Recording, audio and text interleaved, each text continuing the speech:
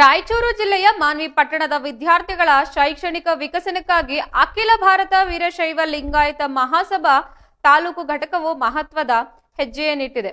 ಪುಸ್ತಕ ಸಾಲಿನಲ್ಲಿ 9ನೇ ತರಗತಿ ಪಾಸಾಗಿರುವ ವಿದ್ಯಾರ್ಥಿಗಳಿಗಾಗಿ ಉಚಿತ ಬೇಸಿಗೆ ಶಿಬಿರವನ್ನು ಆಯೋಜಿಸಲಾಗಿದ್ದು, ಈ ಬಾರಿ ಎಲ್ಲಾ ಸಮುದಾಯದ ವಿದ್ಯಾರ್ಥಿಗಳಿಗೂ ಮುಕ್ತ ಅವಕಾಶ ಕಲ್ಪಿಸಲಾಗಿದೆ.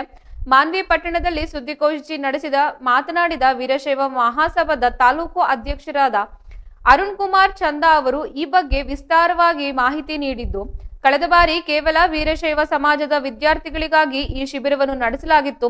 ಆದರೆ ಈ ಬಾರಿ ಜಗದ್ಗುರು ಬಸವಣ್ಣನವರ ಇವನಾರವ ಎಂದೆನ್ನದೆ ಇವ ನಮ್ಮವ ಎಂಬ ಸಮಾನತೆಯ ಆಶಯದಂತೆ ಎಲ್ಲಾ ಸಮಾಜದ ವಿದ್ಯಾರ್ಥಿಗಳಿಗೆ ಉಚಿತ ಶಿಬಿರವನ್ನು ಆಯೋಜಿಸಲಾಗಿದೆ ಎಂದು ತಿಳಿಸಿದ್ದಾರೆ. ಈ ಶಿಬಿರದಲ್ಲಿ ನುರಿತ ಶಿಕ್ಷಕರಿಂದ ವಿವಿಧ ವಿಷಯಗಳ ಕುರಿತು ವಿಶೇಷ ತರಗತಿಗಳು ಮತ್ತು ಮಾರ್ಗದರ್ಶನ ನೀಡಲಾಗುತ್ತಿದೆ. ಮಕ್ಕಳು ರಜೆಯ ಅವಧಿಯನ್ನು ವ್ಯರ್ಥ ಮಾಡದೆ ಜ್ಞಾನಾರ್ಜನೆಯಲ್ಲಿ ತೊಡಗಿಸಿಕೊಳ್ಳಲು ಇದು ಉತ್ತಮ ವೇದಿಕೆಯಾಗಿದೆ. ಮಾನ್ವಿ ತಾಲೂಕಿನ ಜನತೆ ಜಾತಿ ಧರ್ಮ ಭೇದವಿಲ್ಲದೆ ತಮ್ಮ ಮಕ್ಕಳನ್ನು ಈ ಶಿಬಿರಕ್ಕೆ ಕಳುಹಿಸುವ ಮೂಲಕ ಇದರ ಸದುಪಯೋಗ ಪಡಿಸಿಕೊಳ್ಳಬೇಕು ಎಂದು ಮನವಿ ಮಾಡಿದ್ದಾರೆ. ಇಂಗ್ಲಿಷ್ ಮಾಧ್ಯಮದ ಆತ್ಮೀಯ ಪತ್ರಿಕಾ ಬಳಗದ ಎಲ್ಲ ಮಿತ್ರರಿಗೆ ಮುಂಜಾನೆಯ ಶುಭಾಶಯಗಳು. ಇವತ್ತು ಅಖಿಲ ಭಾರತ ವೀರಶೈವ ಲಿಂಗಾಯತ ಮಹಾಸಭಾ ಮತ್ತು ತಾಲೂಕಾ ವೀರಶೈವ ಲಿಂಗಾಯತ ಸಮಾಜ ವತಿಯಿಂದ ಕಳೆದ ಬಾರಿ ವೀರಶೈವ ಸಮಾಜದ ವಿದ್ಯಾರ್ಥಿಗಳಿಗೆ ಸುಮಾರು 100 ಜನ ವಿದ್ಯಾರ್ಥಿಗಳಿಗೆ 9ನೇ ತರಗತಿ ಪಾಸಾದ ನಂತರ ಉಚಿತ ಬೇಸಿಗೆ ಶಿಬಿರವನ್ನ ಹಮ್ಮಿಕೊಳ್ಳಲಾಗಿತ್ತು ನಮ್ಮ ಎರಡು ಒಂದು ಗ್ರೂಪ್ಗಳಿಂದ.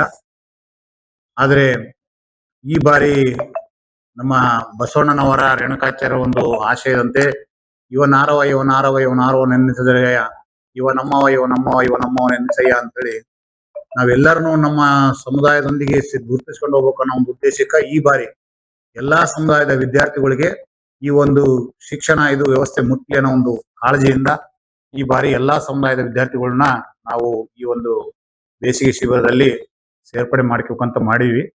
ಈ ಒಂದು ಸಂದರ್ಭದಲ್ಲಿ 100 ಜನ ಕನ್ನಡ ಸಬ್ಜೆಕ್ಟ್ನ ವಿದ್ಯಾರ್ಥಿಗಳು ಮತ್ತು 100 ಜನ ಇಂಗ್ಲಿಷ್ ಮಾಧ್ಯಮದ ವಿದ್ಯಾರ್ಥಿಗಳಿಗೆ ನಾವು ಅವಕಾಶ ಕೊಡೋಣ ಅಂತೇಳಿ ಅಂದ್ಕೊಂಡಿದ್ದೀವಿ.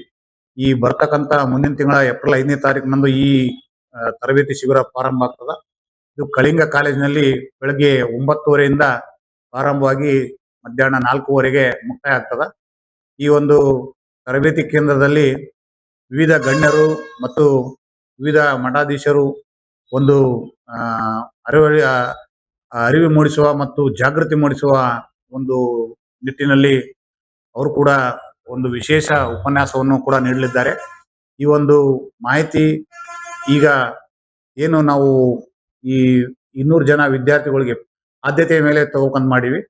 ಪ್ರಥಮವಾಗಿ ಬಂದವರಿಗೆ ಪ್ರಥಮ ಆದ್ಯತೆ, ಹಂಗಾಗಿ ಕೇವಲ 200 ಜನ ಅವಕಾಶ ಇರೋದ್ರಿಂದ ನಾಳೆ ಬರ್ತಕ್ಕಂಥ ಮಾರ್ಚ್ 5ನೇ ತಾರೀಕಿನಿಂದ ನಮ್ಮಲ್ಲಿ ಪ್ರವೇಶಗಳು ಪ್ರಾರಂಭ ಆಗ್ತವ. ಈ ಒಂದು ಪ್ರಾರಂಭದ ಅರ್ಜಿಗಳು ಅಖಿಲ ಭಾರತ ವೀರಶೈವ ಲಿಂಗಾಯತ ಮಹಾಸಭಾ ಕಾರ್ಯಾಲಯ ಈ ಮಹಾಲಕ್ಷ್ಮಿ ಸೂಪರ್ ಮಾರ್ಕೆಟ್ ಹತ್ರ ಮತ್ತು ಹೊಯ್ಸಳ ಸ್ವಾಮಿ ಇನ್ಫೋಟೆಕ್ ಇದು ಮಲ್ಲಿಕಾರ್ಜುನ ಚಿತ್ರಮಂದಿರದ ಪಕ್ಕದಲ್ಲಿರ್ತಕ್ಕಂಥ ಒಂದು ಇದರಲ್ಲಿ 2 ಸ್ಥಳಗಳಲ್ಲಿ ಒಂದು ಅರ್ಜಿಗಳು ಸಿಗ್ತಾವ. ವಿದ್ಯಾರ್ಥಿಗಳು ಈ ಒಂದು ಇದರದ ಸದುಪಯೋಗವನ್ನ ಪಡೆದುಕೊಳ್ಬೇಕಂತೇಳಿ ನಾವು ಈ ಮೂಲಕ ವಿನಂತಿ ಮಾಡ್ತೀವಿ. ಮತ್ತು ಅದೇ ರೀತಿ ಈ ಒಂದು ಇದರಲ್ಲಿ ಉಚಿತ ತರಬೇತಿ ಶಿಬಿರದಲ್ಲಿ ಎಲ್ಲಾ ಸಮಾಜದ ಮುಖಂಡರೊಂದಿಗೆ ಕೂಡ ನಾವು ಸಂವಹನ ನಡೆಸಿ ಅವ್ರನ್ನು ಕೂಡ ಈ ಒಂದು ಕಾರ್ಯಕ್ರಮದಲ್ಲಿ ಭಾಗಿಯಾಗಿ ಮಾಡ್ತಾ ಇದ್ದೀವಿ.